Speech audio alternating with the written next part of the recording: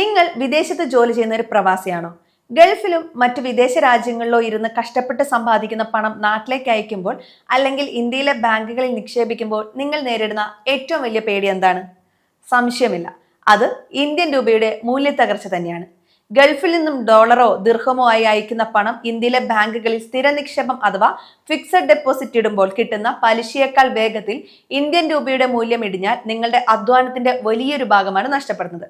എന്നാൽ ഈ currency risk പൂർണ്ണമായും ഒഴിവാക്കിക്കൊണ്ട് നിങ്ങളുടെ വിദേശ സമ്പാദ്യം ഡോളറിലോ മറ്റ് വിദേശ കറൻസികളോ തന്നെ നിലനിർത്തിക്കൊണ്ട് ഇന്ത്യയിൽ നിന്ന് ഉയർന്ന നികുതിരഹിത ലാഭം നേടാൻ സാധിച്ചാലോ? ഇവിടെയാണ് NRI ഡിപ്പോസിറ്റുകളും FCNR അഥവാ ഫോറിൻ കറൻസി നോൺ റെസിഡന്റ് അക്കൗണ്ടുകളും തമ്മിലുള്ള വലിയൊരു വ്യത്യാസം ആരംഭിക്കുന്നത്. വിദേശ മലയാളികൾ അടുത്ത 5 വർഷത്തേക്ക് തങ്ങളുടെ പണം നിക്ഷേപിക്കുമ്പോൾ NRI ഡെപ്പോസിറ്റ് ആണോ അതോ FCNR ഡെപ്പോസിറ്റ് ആണോ തിരഞ്ഞെടുക്കേണ്ടത്? ഏതിലാണ് ഉയർന്ന റിട്ടേണും സാമ്പത്തിക സുരക്ഷിതത്വം ലഭിക്കുന്നത്? 2 ഡെപ്പോസിറ്റുകളുടെയും കണക്കുകളും നേട്ടങ്ങളും കൃത്യമായി പരിശോധിക്കാം. നമുക്ക് ആദ്യം കാര്യങ്ങൾ ലളിതമായി ഒന്ന് മനസ്സിലാക്കാം. റിസർവ് ബാങ്ക് ഓഫ് ഇന്ത്യയുടെയും മുൻനിര ഫണ്ട് ഹൗസുകളുടെയും കണക്കുകൾ പ്രകാരം പ്രവാസികൾ പ്രധാനമായും 2 തരം നിക്ഷേപ രീതികളാണ് ബാങ്കുകളിൽ ഉപയോഗിക്കുന്നത്. ഒന്നാമത് NRI അഥവാ non resident external rupee account. രണ്ടാമത്തത് FCNR അഥവാ foreign currency non resident bank account. ഇവ രണ്ടും തമ്മിലുള്ള ഏറ്റവും നിർണായകമായ വ്യത്യാസം എന്താണെന്നാൽ NRI അക്കൗണ്ടിൽ നിങ്ങൾ വിദേശത്ത് നിന്ന് പണം അയക്കുമ്പോൾ അത് ബാങ്ക് അന്നത്തെ എക്സ്ചേഞ്ച് റേറ്റിൽ ഇന്ത്യൻ രൂപയിലേക്ക് മാറ്റുന്നു. എന്നാൽ FCNR അക്കൗണ്ടിൽ നിങ്ങളുടെ പണം US ഡോളർ, ബ്രിട്ടീഷ് പൗണ്ട് അല്ലെങ്കിൽ യൂറോ പോലുള്ള വിദേശ കറൻസിയായി തന്നെ ബാങ്കിൽ സുരക്ഷിതമായി തുടരുന്നു. ഒരു 5 വർഷത്തെ ദീർഘകാല നിക്ഷേപം പ്ലാൻ ചെയ്യുമ്പോൾ ഇവ രണ്ടും നൽകുന്ന റിട്ടേണുകൾ എങ്ങനെ വ്യത്യസ്തമാകുന്നുവെന്ന് കൃത്യമായി അറിയണം. പ്രമുഖ ആഗോള റേറ്റിംഗ് ഏജൻസിയായ ക്രിസിലും ഇക്കണോമിക് ടൈംസും ഫിനാൻഷ്യൽ റിസർച്ചും ചൂണ്ടിക്കാണിക്കുന്ന ഒരു പ്രധാന വിഷയം കറൻസി മൂല്യത്തകർച്ചയാണ്. ചരിത്രപരമായി നോക്കിയാൽ ഇന്ത്യൻ രൂപ പ്രതിവർഷം ശരാശരി 3 മുതൽ 5% വരെ വിദേശ കറൻസികൾക്കെതിരെ ഇടിയാറുണ്ട്. ഇതൊരു ഉദാഹരണത്തിലൂടെ തന്നെ വ്യക്തമാക്കാം.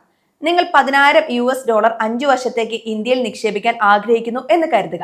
നിങ്ങൾ ഒരു NRI 5 ഇയർ FD ആണ് തിരഞ്ഞെടുക്കുന്നതെങ്കിൽ ബാങ്ക് നിങ്ങൾക്ക് ഏകദേശം 6.50% മുതൽ 7% വരെ പലിശ നൽകിയേക്കാം.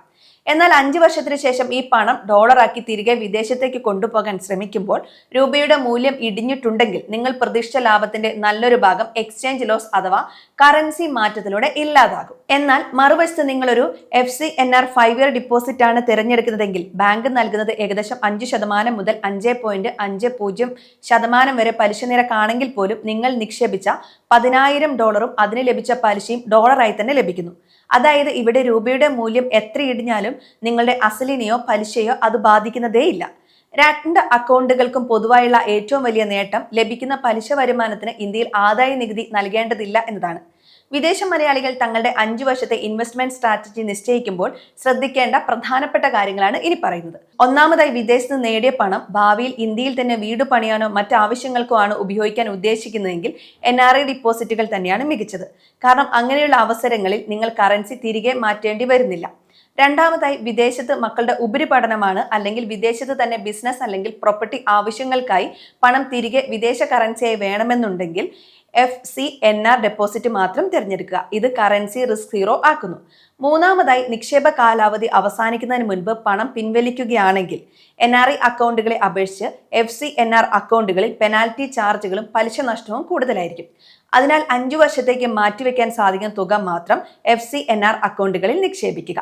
പ്രവാസികളായ സുഹൃത്തുക്കൾക്ക് നിങ്ങൾ ഗൾഫിലോ മറ്റ് വിദേശ രാജ്യങ്ങളിലോ ഇരുന്ന് ചോര നീരാക്കി ഉണ്ടാക്കുന്ന പണം കൃത്യമായി പ്ലാനിംഗ് ഇല്ലാതെ നിക്ഷേപിച്ചാൽ വിപണിയിലെ കറൻസി മാറ്റങ്ങൾ കാരണം വലിയ നഷ്ടം സംഭവിച്ചേക്കാം. നിങ്ങളുടെ ഭാവി ആവശ്യങ്ങൾ എന്താണെന്ന് കൃത്യമായി മനസ്സിലാക്കി NRI വേണോ FCNR ആണോ നിങ്ങൾക്ക് അനുയോജ്യം എന്ന് ഇന്ന് തന്നെ തീരുമാനിക്കുക. നിങ്ങളുടെ പ്രവാസി സുഹൃത്തുക്കൾക്ക് ഈ വീഡിയോ ഷെയർ ചെയ്യാൻ മറക്കരുത്.